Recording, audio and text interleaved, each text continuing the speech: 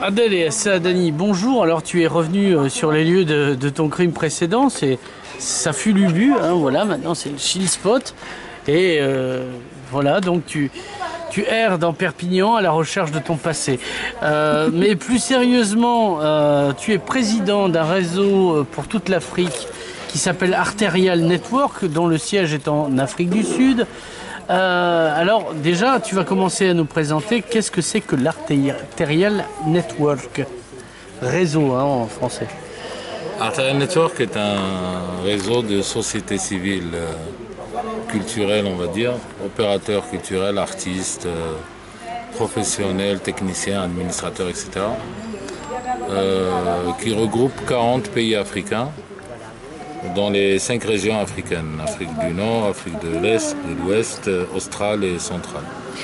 Donc c'est centré autour des métiers du spectacle. On a 5 secrétariats régionaux. Pour l'Afrique du Nord, c'est Casa, pour l'Afrique Casablanca. Pour l'Afrique de l'Ouest, c'est Dakar. L'Afrique de l'Est, c'est à Nairobi. Et l'Afrique australe, c'est à Johannesburg. L'Afrique centrale, c'est à Douala.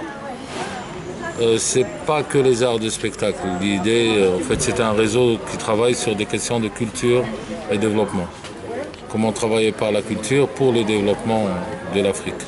Les 3 types de développement, développement humain, développement social et développement économique. En gros, on travaille sur des questions de politique culturelle pour qu'on continue pas à faire que du copier-coller des politiques culturelles qui viennent du Nord. Donc il y a un volet recherche en termes de politique culturelle, parce qu'en Afrique, il y a assez de potentiel culturel, mais le constat, c'est qu'on ne maîtrise pas les moyens techniques et administratifs et d'organisation et de production pour pouvoir le vendre ailleurs, comme ce que fait Hollywood, Nollywood, Bollywood, etc. Donc avoir un produit de consommation mondiale, mais qui reste identifié de là d'où il provient, à savoir le continent africain. Le produit de consommation mondiale, ce n'est que la dernière roue de la carrosse, si tu veux. Le roue de la carrosserie. D'abord, c'est culture et développement. D'abord, c'est développement humain. On a l'anthropologie de l'Afrique, si j'ose dire, est un peu différente de l'Europe et des pays du Nord en général. On a en Afrique, dans tous les pays africains pratiquement, une pyramide des âges inversée. On a beaucoup de jeunes, on a beaucoup d'analphabètes, on n'a pas beaucoup d'infrastructures. Donc on a à travailler sur le citoyen, sur l'individu. Pour avoir de la démocratie, il faut avoir le citoyen. Et donc, si on ne travaille pas sur la construction de ce citoyen, on n'aura jamais de démocratie. Donc, comment travailler par la culture pour élever un peu le niveau du citoyen africain avant d'arriver à la question économique.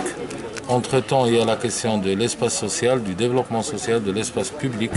C'est comment régler nos différends entre pays africains et entre tribus en Afrique, etc., sans forcément se faire la guerre, tout simplement. Et ça s'appelle l'espace public, ça s'appelle le développement social, ça s'appelle la liberté de création, d'expression, etc. Il faut dire que nous manquons encore de quelques, pour euphémiser, de quelques caractéristiques d'un espace public serein dans nos pays africains. Alors, comment ça se traduit concrètement ? Concrètement, on a 4 grands axes de travail. Le premier, c'est la question de la recherche en termes de politique culturelle pour que ce soit des Africains qui réfléchissent de comment travailler par la culture pour le développement de l'Afrique. C'est arrêter de recevoir des leçons. En gros, on voudrait avoir le droit, et on le revendique, de faire nos bêtises nous-mêmes. Mais nos bêtises à nous, pas faire les bêtises des autres. On est en pleine actualité là, avec la Grèce et ce qui s'ensuit.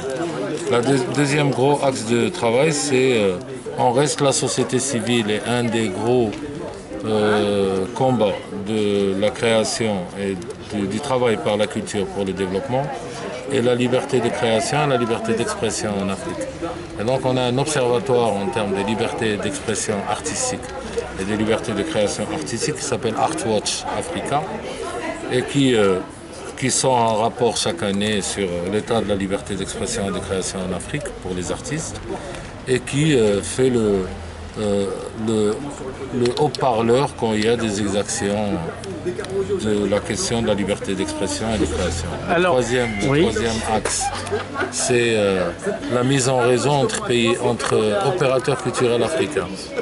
Parce qu'on se rend compte que quand il y a un festival au Mali, par exemple, qui voudrait avoir un groupe de musique qui viendrait du Ghana, en général, il s'adresse à un producteur ou un diffuseur qui est basé à Paris, à Barcelone ou à New York.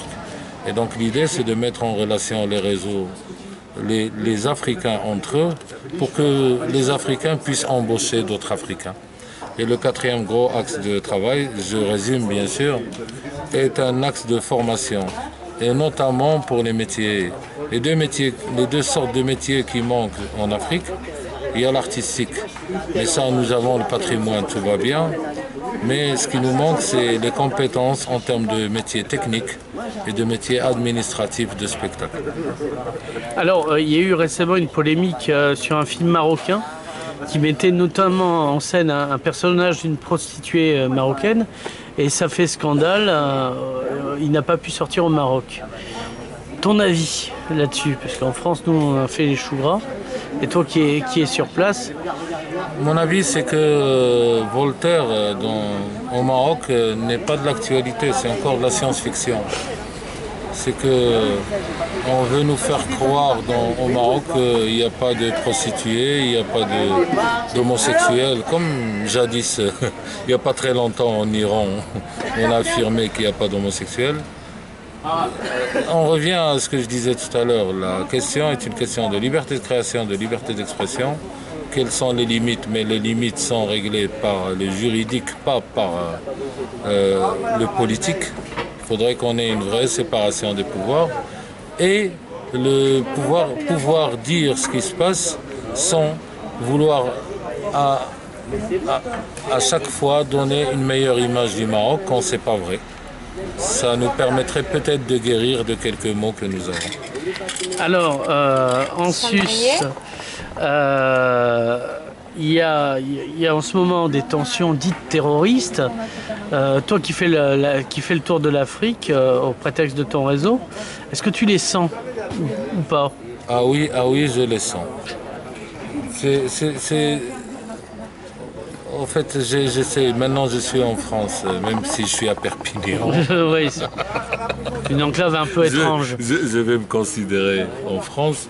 L'histoire de tensions terroristes, il y en a partout. Il y a des extrémistes, mais au moins, finalement, peut-être que chez nous, on commence à en être conscient. Et notre boulot qu'on fait, en termes de société civile, c'est de travailler avec ou contre nos gouvernements, ça dépend s'ils veulent ou pas, comme disait Coluche, pour avoir un état d'esprit, un espace social qui permet encore une fois l'émancipation de l'individu et l'émancipation de la société.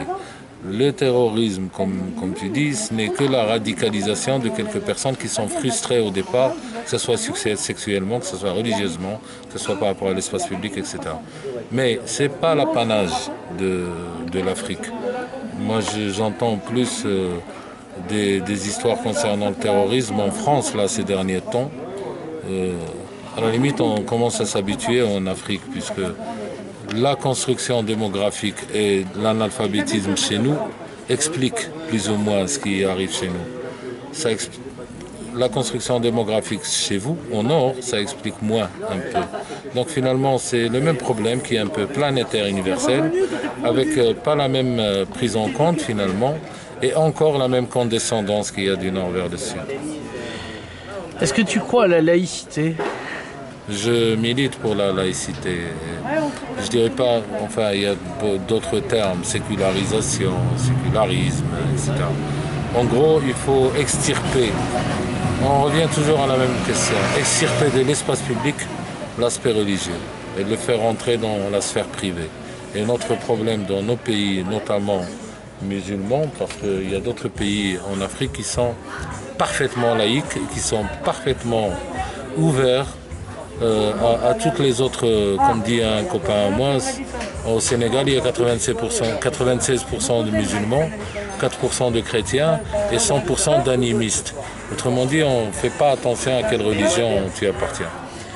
Le problème, c'est qu'on active ces histoires de religion, ou on active n'importe quelle différence pour provoquer des tensions. Ça permet peut-être de vendre des armes, mais ça, je le dis très vite. Quand c'est pas la religion, c'est l'ethnie, Hutu, Tutsi, Rwanda.